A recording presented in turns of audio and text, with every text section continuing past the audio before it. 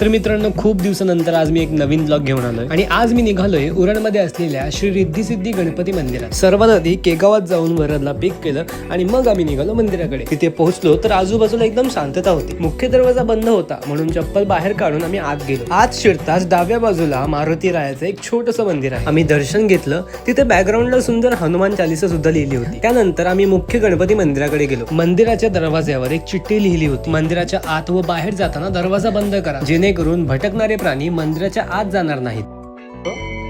कुठल्या पण मंदिराच्या खाली जो पाय असतो तिथं पाया पडायचं नाही, कधी पण वरती पाय पडायचं नाही तर आतमध्ये. आम्ही आत गेलो तर तिथे कोणीच नव्हतं, एकदम शांत. मंदिरात पाऊल ठेवताच मनातला सगळा ताण गायब झाला. इतकी पॉझिटिव्ह वाईब होती तिथे. तिथेच डाव्या बाजूला या मंदिराचं एक सुंदर क्ले मॉडेल ठेवलंय आणि ज्याने कोणी हे बनवलंय त्याला खरंच 5 स्टार. अजून पुढे गेल्यावर उंदीर मामा आणि कासवाची मूर्ती दिसली. गाभाऱ्यात जाऊन बाप्पाचं दर्शन घेतलं आणि मन खरंच प्रसन्न झालं. या मंदिराची खासियत म्हणजे येथे गणपती बाप्पाची मूर्ती त्यांच्या दोन्ही पत्नी रिद्धी आणि सिद्धी यांच्या सोबत आहेत. एवढंच नाही तर मित्रांनो, हे मंदिर 650 वर्ष जुनं आहे. शेवटी बाहेर पडताना दरवाजा व्यवस्थित लावून घेतला आणि बाहेर येताच आम्हाला विहीर आणि तलाव सुद्धा पाहायला मिळाला. वरद म्हणाला की त्यामध्ये मासे पण आहेत, पण पाणी घाण असल्यामुळे आम्हाला मासे काही दिसले नाही. मग मेन गेटला कडी लावली आणि आम्ही निघालो घरी आणि जाता जाता वरदला पण ड्रॉप केलं. So that's it for today's blog guys. आवडला असेल तर नक्कीच कमेंट मध्ये सांगा आणि फॉलो करून ठेवा अशाच अजून स्पिरिच्युअल ब्लॉगसाठी.